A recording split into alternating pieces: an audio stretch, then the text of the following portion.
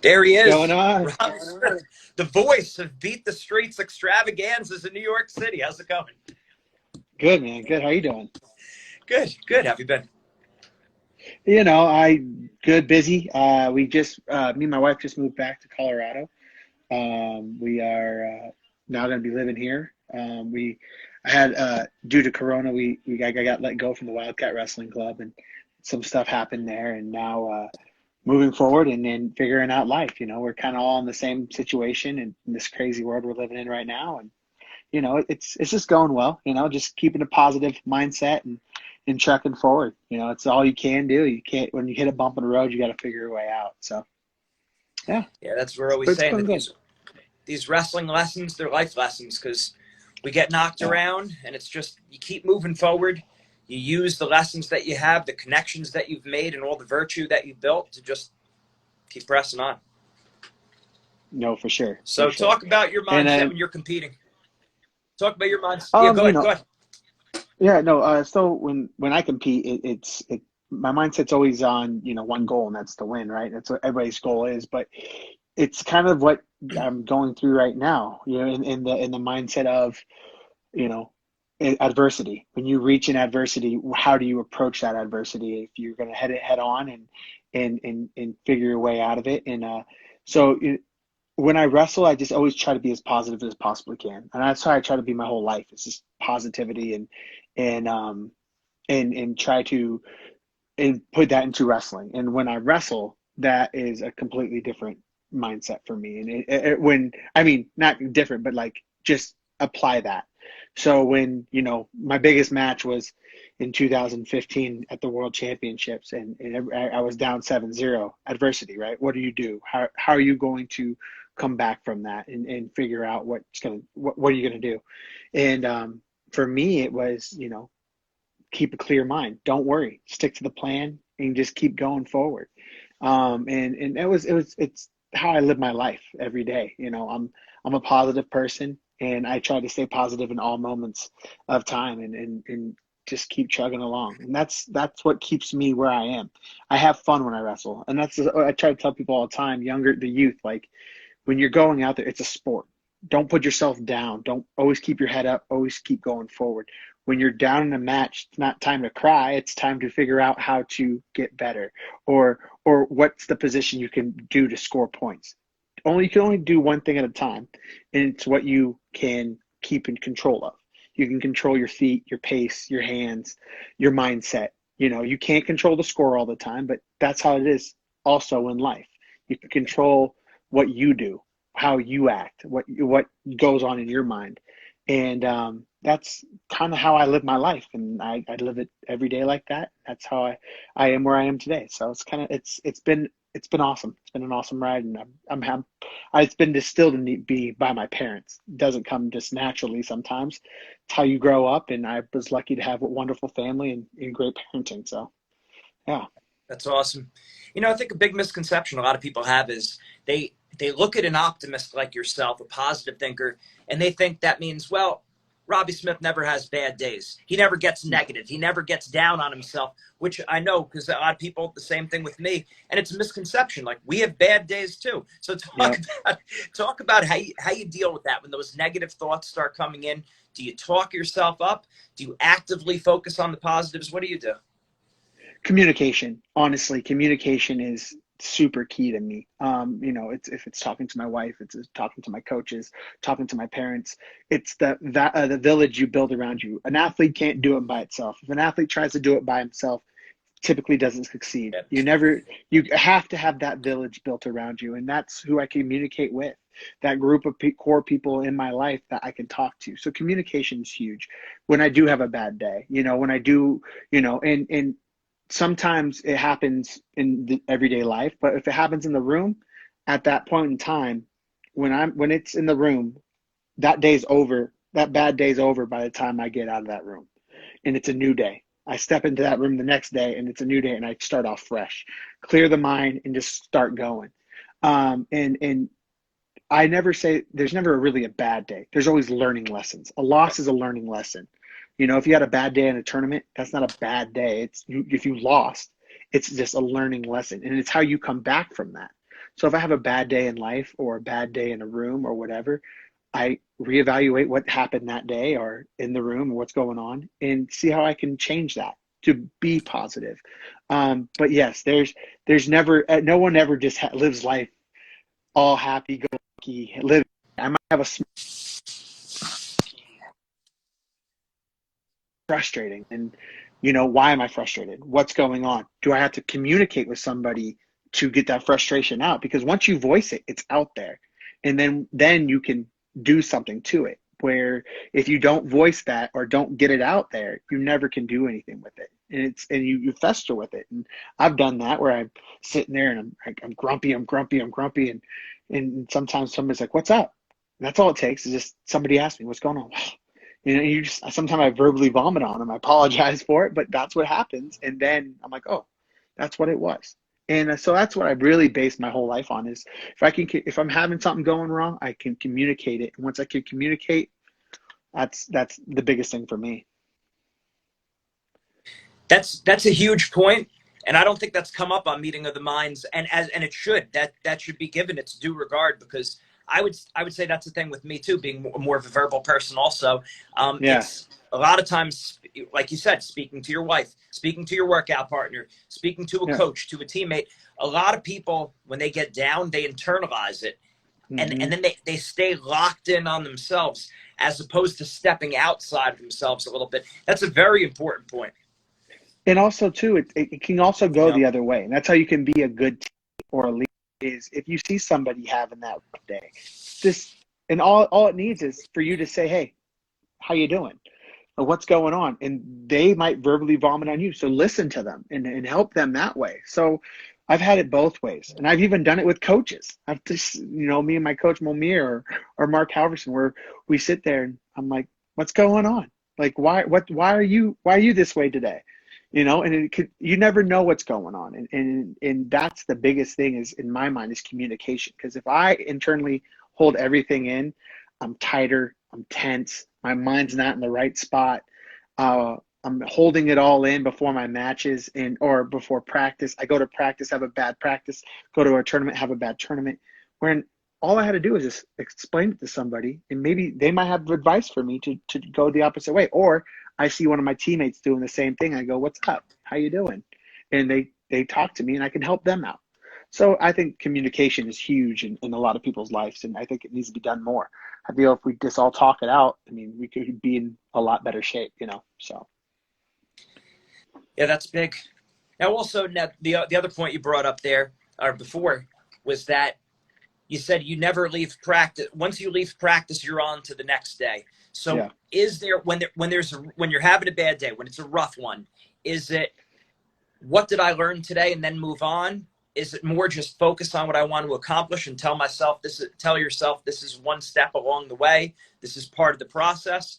Is it singing a song? I know for me, a lot of times I'll start singing a song. It makes me feel a little bit better. Speaking to people. What do you do?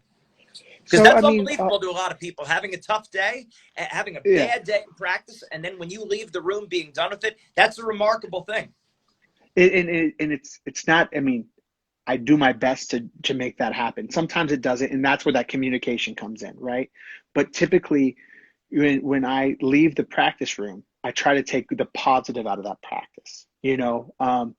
Say if I got just scored on a ton of times or whatever, I always try to take the positive. All right, well, this is what happened, or if I wasn't scoring, as I got later, as I'm getting later in my career, you know, and the higher the level I got, the better I was, in practice, I would set goals for myself. And it's the competitor in you, you set a goal, you reach for that goal, and you set that goal every practice. Sometimes if you have an inferior practice partner, and you might need to set that goal high. And if you don't reach it, you're like, God, I didn't have a good practice. Well, no. This is what you did have a good practice with.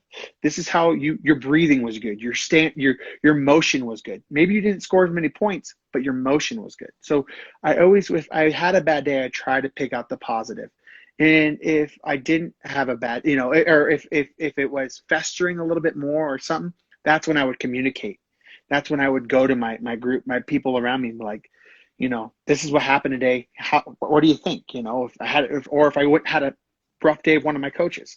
Say, hey man, I don't know what happened today, but we were bashing back and forth. Let's talk it out.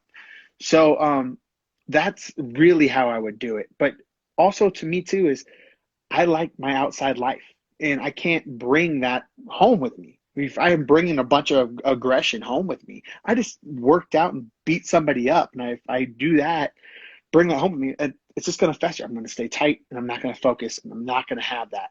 So I just, how you say you sing a song or whatever, I would always just turn on my sense of my inner like calmness. So if it's in the shower, when I'm taking a shower, I'm listening to music and I'm singing, or I'm dancing, or I'm doing something. That reconnects my brain to, all right, that's done. Let's move on and let's go forward. And for me, I had way more good days than bad, because I always just try to stay positive. That's what's setting that goal. If I felt my body was tired or not feeling right, or I had an injury that I was I wouldn't set my goal super high. I would set my goal to what I could achieve that day. And once you achieve that goal, you give yourself a sense of accomplishment, and then you move forward from there. That just keeps that positive mindset. Where if you set you're hurting and you're not listening to your body, and you set a goal that's going to be unachievable, that's when you're like, well, why didn't I do it? Well, no, you're probably tired. You got to listen to yourself. Your body's your tool in this sport. If you don't listen to it, you're going to just demolish it. So, that's what I try to do, and that's what I try to implement in myself. That's another big point. Speak a little bit more about that, because I think a lot of wrestlers, I was guilty of this a lot, not listening to my body. Just, I got to come in and get another workout. It's another workout. Just grind it out, not listening to myself. And you hear that whether it's great bodybuilders, great wrestlers, great any field of life that they're really good at. It's conscious, it's deliberate, and it's listening to their body and their mind and how they're feeling. How do you do that without maybe being too attentive, like overboard with my emotions, my feelings, but still being honest with yourself? Yeah, and so what you have to do is exactly that. Be honest with yourself. Come to grips with that. You always have the coaches say you can't overtrain. You can go out there. Well, yes, you can. And as a younger athlete, if you can do this as a younger athlete, recovery, what you put in your body, cold plunging, stretching, all that, your body's, as you get older, it's going to recover better, and so when I saw that with older athletes, that's why I started earlier with it, because they're like, they always tell me, don't get old, don't get old, don't get old, do this now, and you're like, oh, okay, old man, whatever. Well, I was like, well, no, they know what they're doing, so I'm going to listen to them. So that's what I did, is I would stretch after practice. I would go into saunas, not to cut weight, but to actually relax and let my body, do what it has to do. And, recovery is huge, but then also sleep is huge, and if you don't get that, there's days where I go in there and no one, or I would go in to the wrestling room, and it would be, I had a hard night's sleep, and I'd just be like, I'm dead, I'm tired, I don't want to do it. Well, I have to communicate that with my coaches and set a goal I can achieve for that day, and we go forward from there. And it's being honest to be able to communicate that to a coach, because that's the whole thing, right? Every athlete has it. That coach, you either you're afraid of them, you respect them. There's a fine line there where you have to get that relationship with your coach that you can communicate that. If you're not feeling it that day, be like, hey, now you can't abuse that. Of course, there's our guys that go out there and abuse it, but you have to go in and say, hey, I had a bad night's sleep.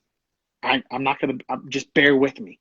If you can do that and communicate that, it's awesome. That's the best thing for you. But recovery, sleep, nutrition, and recovery are the biggest things as you get older as an athlete that are going to take you to the next level. You always have your strength training and you always have your wrestling, but it's that mentality, the mental part of it, the recovery. We don't talk enough about the recovery, the nutrition, and all that, because once it's all a big package. And if one is just out of loop a little bit, you don't reach your goal. And you're like, why? Why does it happen? And that was a big thing for me. When I was younger, I was wrestling 211. I was wrestling 96 kilos. And when I was cutting all that weight, it never was about wrestling. It was only about cutting weight. My nutrition was, I just wasn't doing it. Then I wasn't recovering. And the doubt would come into the brain. So you're fighting doubt now. What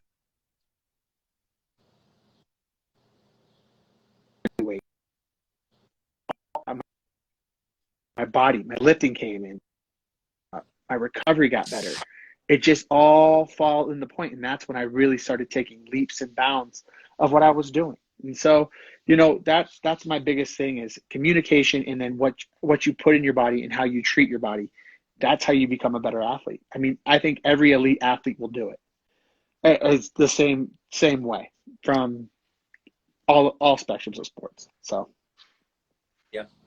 It's that holistic approach, crossing your T's, dotting your I's, doing everything to make sure you're on yeah, track. Because again, like you said, everyone's doing their lifting, everyone's doing their cardio, everyone's doing their technique, but then not everyone's training or resting and recovering properly. Not mm-hmm. everyone's working on their mindset or their nutrition, doing all Yep. these, as we said, recovery. It's just very Yep. big. The stretching, like you said. Stretching, So huge. I'm very flexible for a big guy, and everybody's like, "How are you so flexible?" Because I stretch after every practice. I make sure I am loose. That's my biggest thing. Is when I get into a position, I might have a gut and I might not look the best in shape, but trust me, when it's go time, my body works how I need it to work, and that's due to how I work my butt off every day, and right. but it's that recovery after practice. I make sure I have 10 minutes of stretching after every practice, breathing, relaxing, let my body just absorb what it just took. Because sometimes we just unlace our shoes and leave. We don't take the time to let our body relax naturally, just breathing, stretching, let it cool down, and then by that time I can move on to the next thing. And that makes me decompress. And then I go take that shower. That takes all that dirt off of me, that mentality. I'm listening to my music. Now I'm walking out of that room happy. Now I'm walking out of that room with a smile on my face, talking to my teammates. Or if I had a bad day, or my mentality's even better than it was walking in. So that's what it takes for me. And hopefully I instill that into my wrestlers when I coach them and stuff to try to do. And it's unbelievable, and I love it. So it's made me who I am today. And when I'm how we started this whole conversation, I would put into a difficult situation in life. How am I going to approach it? I can give up and quit, or I can refresh, clear my mind, and go forward. Because that's what wrestling instills in every person that does it, is that mindset of, we can do it. How did I do it in this difficult position? Now, how can I apply that to life? And that's what I love about it. That's awesome. That's great stuff. Yeah. Talk about when you step on the line. Those, not to gloss over any of that. I hope everyone takes notes, No, because that was no, loaded with no, information. But Yeah. the next point I was going to say, when you step on the line, what are you thinking about when you're, national qualifier, or world team trials, international competition? You're stepping on the line right before the match. What's going on in your head? What are you telling yourself? What are you focusing on? It's crazy. I've had that question asked to me a million times, and I have nerves rushing through my brain, but I have a very strange way of getting warmed up. I slap myself from head to toe, and it locks me in, right? And I've done it since I was a little boy, and I've always had certain routines that I do, and I black out after I do that right there. So leading up to it, you have doubt rushing through your brain, you have excitement, you have everything come into your brain, and you're sitting there and you're trying to think of, like, you're fighting everything off, and then by that time I get to the mat, I give a high five to my coach, I do my routine, I say my prayer, and I walk out there, and it's just calm, cool, collective. And I don't know what it is. It's just a switch in my brain. I've trained myself over the years that once I turn that on, now it's time to go. Now it's time to have fun. It's what we love to do. And that's what I go out there and I feel a peace to myself. I feel that this is what I've been training for my life every time. And then it's kill or be killed, right? You're facing another man, and it's like, He wants that victory. How bad do you want it? And I love that drive. There's no other sport like it. I mean, MMA might come to it, but wrestlers train the hardest in the world. There's no questions in my mind that we are the hardest training people in the world. And you work up to that moment, and then you get to actually show what you've done and see how he's compared to you in the mentality. And there's no like breaking a person in a match when you're like, I got him, and that's the kind of stuff. But honestly, I go out there and my brain is clear, and it's just all just kind of euphoric. It's just exciting. It's that adrenaline rush. I always tell people, my adrenaline, you could break my arm and I'll still wrestle. I've broken ribs, clavicles, everything. And that adrenaline rush is just unbelievable. And I go into it, and it's a euphoria, and I just love it so much that I just keep going and keep going and keep going. But then it's bringing yourself down from that high that you have. So that match is over. It's like, all right, now I have to calm back down, cool, and then bring it back up. You peak and valley so many times throughout a day. You got to understand where you're at. But when I step on that mat, that moment in time, that's me. That's where I am. That's what I do my best. That's what I love. I perform. And I can't explain it outside of that. It's very difficult for me to say, like, what am I thinking? Because I don't think. Because if you're thinking out there, you're one step behind. So it's just, you go out there, and if you you have to trust the process. You've put in the work. Again, I go back to this match a lot because I could talk about it. Everybody asked me, like, when you wrestled in 2015 for the bronze medal, my coaches asked me what the plan was. I said, what do you mean what the plan? The plan, I said, my plan is I'm going to throw the kitchen sink at the guy. And I went out and I executed the plan. But people ask me, like, how'd you have the heart? I have the heart. I always have the heart. The mentality's there, and you just grind through it, and you just enjoy it. And the more you enjoy it, the better it is. And it's just that, like I said, that euphoria that I always get when I go out there, and I love it. I do. And then that's the best way I can explain it. That's how I feel every time I do it. So. And now you spoke about a routine. Does that routine help put you into that mentality? Every time. So and people laugh at me. I've been laughed at all over the world, but I do it. I give my high five to a coach. I slap his hand as hard as I can. I get down, I say a prayer to myself, and I start from my ankles all the way up into my face, and I just slap every part of my body, my arms, my ribs, everything. And once I slap my face, and I don't count it, I just do it naturally, and I slap myself hard. Once I slap my face, I come out, and it's just time to go. Like, I've trained my body to just know at that moment in time, like the sting of it, everything. It's hard to explain because it's like, okay, it's time to have fun. It's go time. And I've trained myself to do it. And I think it's a routine that's helped me, get into it. And, but that's what it is. And I kind of black out. I go out there and I trust my body to do what it does, because I've been in matches where I panic or I start thinking, and those are the matches I lose. And I have to try to bring back myself. And I do try to tell myself when I'm down or something, it's just, you're okay. Breathe, you're okay.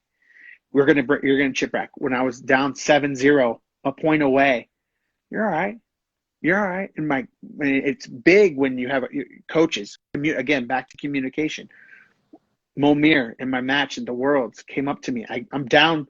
I scored my first points at 2:59 of the match. I'm down 7-0. Scored. He comes up to me and goes, "We have him right where we want him." I'm like, I'm down by 5. What do you mean we have him right where we want him? But that right there told me, okay, you're all right. I got it. Let's go out and just keep sticking to the plan. Chip, chip, chip away. And so it's key words that I tell my coaches to tell me, move your feet, head up, move your feet. I love hearing that, because then I'm dancing, I'm breaking the guy down.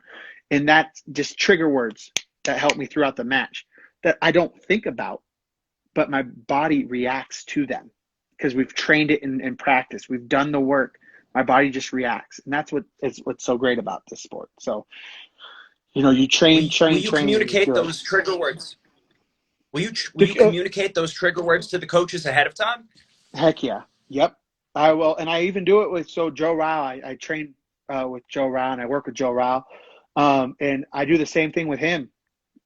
And he'll tell me I was like, what do you, as a coach now as I take what I took as an athlete and use it as my coach. I said, what do you want to hear on the mat? Because sometimes if I'm being so loud or doing something, it's chaotic. But telling him 30-second burst, 10-second burst, he likes hearing stuff like that. You have, move, move, move, move. He wants it's sometimes it sounds chaotic, but he wants you to explain the whole match to him. Where there's some guys, that don't want to hear anything. They want you to be silent. So communicating with your coach. So that's what I would do. I would hear my coach yelling something at me, and I knew he'd just say, move, move your feet, breathe. Because you can see me not breathing. And that's a huge thing. So holding your breath out there, it's hard. Breathe, move your feet, get your rhythm, move your feet. And that's what I would do. I would communicate that with him. And then by the time you're older and you've been with him for years, I mean, I was with both my coaches for such a long time, where we just know, right? He knows what to say to me. And then you have that connection, but it only comes with communication. Back to what we started with, communicating what you need. And if you don't do that, how is your coach supposed to know? Because he could be yelling at you, you might not like it, but you don't come off that mat and say, Coach, calm down. That's not going to hurt your coach's feelings. It's going to help him coach you for the next match. Or, Coach, I need more information. Give me times, minute in, 2 minutes in, 30 seconds left, 10 seconds left. Some guys want to hear that. So big thing of that, and that's those key words coming at you can always reboot your head that you don't even know. You have no idea that it's doing it, but you've trained your body to do it. And so that's what's so great about it. So I've been a part of that. I've had that with all my coaches, and it goes all the way to my dad. I mean, when I was a little boy, he would yell stuff out of the stands. The only person I could hear in the stands was my dad. And he would yell something at me, and I'm like, okay, all right, I got it. And so that's how I've always been. I want my coaches to communicate to me. Some people don't, but you got to verbalize that to your coach until that's how you become better. So that's so big, it's not even funny. That's huge. Like, I really hope everyone watching this, and even this be recorded, and then people will watch it. Like that's just so big that don't expect that your coach is a mind reader, and you're certainly saying everything in a respectful way, but you have to communicate and let them know because you know what words work for you. The coaches aren't going to, they're not inside your head. They might approximate what you want, but you could tell them exactly what you want. Yep, 100%. And if you're hearing the right things, and then you also you control sometimes coaches get so hyped up and they're yelling, and you that might hype you up, and then you freeze and something might happen. So you got to understand where you're at, and or if you're in a bad situation, there's sometimes where I've caught myself younger and I'm like, oh shit, and it freaks out your wrestler. And you got to understand, like, no, you're okay. Keep working, and also too, what I've come to find out is, as coaching and as an athlete, where you tell the wrestler to watch out for something. I don't do that. My coaches we always work to our strength, not to their strengths, right? So when a coach says you're going in this match and he has a great body lock, watch out for that body lock. Well, now I have that stuck in my brain somewhere, and I'm thinking about that body lock instead of, what, let's work a single underhook, elbow high. And work from there, or let's, instead of getting to body locks, let's work 2-on-1s. That's also what you have to communicate with your coach. And as a coach that's watching this, not to say that to your athlete. Biggest thing I've seen my whole career, from when I was 4 years old till me being 33, is someone telling him, an athlete, watch out for a headlock, head and arm. What happens? That kid goes and gets hit in the head and arm because he's watching out for that head and arm. So instead of, let's control the hands. Let's control, let's not give him the opportunity there, So, or let's work our stuff to it in positive reinforcement instead of negative reinforcement. That's huge too. And you hear that when you hear that from a corner, headlock's coming. You're like, oh, okay. And then next thing you know, you get hit headlock. So that the positive reinforcement through a corner is bigger than and that's comes with trigger words, positivity, and being there. Now, a big also thing too is throwing a challenge or asking for a challenge, because that could really hurt an athlete too. When you're going and you throw a challenge and he thinks, oh, what's going on? You got to understand when to do it and how to do it. So it's such a mental game. That mental process of it all is unbelievable. You could do all the physical work, but if you're not ready for it, that's the whole thing. Like when I go back to it, but it was the best tournament I have, 2015, when Momir would throw a challenge, I know he knows I felt it. I wanted it. He's going to throw it, right? And he saw it on my face. You got to understand. And it goes into folk style. If you're going to ask a ref, if you're upset about something, you're going to come out there and time out and stop the match. You got to understand what that's doing to your athlete too, because he's in a rhythm and he might be coming back, and you do something like that, you might distract something. So on both sides, I've been coaching and also competing, so I kind of feel both sides of it all. And the mentality and the communication for me is the biggest thing out there. That's huge. So many good things you said. One other point that I heard you say is about athletes reminding themselves to breathe, because a lot of times they hold their breath, and that's why they're tired. They go through a 2-hour practice and then 30-second flurry and they're gassed. A lot of times they don't realize they hold their breath. Yes. That was the biggest thing too. Coach Momir, he would always make me breathe through my nose, and it's weird and it's hard. It's difficult, especially in a practice. Breathe through your nose. Breathe through your nose, because you can control your breath better through your nose. When you're hyperventilating, breathing through your mouth, there's science going out there saying what you should and should not do. But for me, when he told me that, I would try to focus on that breath, breathing through my nose. And my movements were coming. And this wasn't in a match, right? But this was in practice. This is training me to do this. So when it came match time, it was in my brain. It was locked in there. I did all my thinking in practice. I never thought on a mat. So lock in there, go out there. So he said, breathe through your nose. Breathe through your nose. So I breathe through my nose, and you catch it. You think about it. It's weird. You think about breathing through your nose more than you think about breathing through your mouth. So as I'm sitting there thinking of my breath in practice, when I'm out there wrestling in a match and I feel myself getting overhyped, I'm like, okay, reset, let's go. If I have that moment of a break, if I'm in an underhook and I have that, all right, we're okay, let's go. So breathing is unbelievable. I can't stress more of how to do it and to learn that breath, because that's one big thing we get into. Scrambles, deep water matches. If you can control your breath, you might be in the better shape. It's weird, right? You could put all the work in the world, but you're out there and you're tensed up and you hold your breath, you're gonna gas out real quick. Like you said, 30-second scrambles. But if you can control it, be at peace, be peaceful at mind, go out there, have fun. Remember, it's a match. You're not gonna die. That's why I tell my you're all right. This is a sport. Have fun with it. It's the craziest sport in the world, but have fun with it. And that really helps me a lot in keeping my breathing. So that's big. Yeah, huge. Great, really, really great stuff. I mean, everything here was just a lot of gold nuggets of information. Keep up. I appreciate it. Yeah, definitely. Let's close with the fun question. How did you get that gig at Beat the Streets where you became the announcer for everyone? It's crazy. So me being just my personality, and the board of Beat the Streets were at the 2016 Olympic trials, and they saw me address the crowd. Just after I made the team, I grabbed the mic and I wanted to thank everybody there and address the crowd. And they saw the response I got from everybody, and they called me up and said, "Hey, you want to do it?" And I was like, "Sure, I'd love to be on a big screen in the middle of Times Square." And it was a great opportunity. I've done it now past 4 years. I'm pretty sad we don't get to do it this year. Hopefully they might be pushing it later, but it's an unbelievable, and it's the same thing too.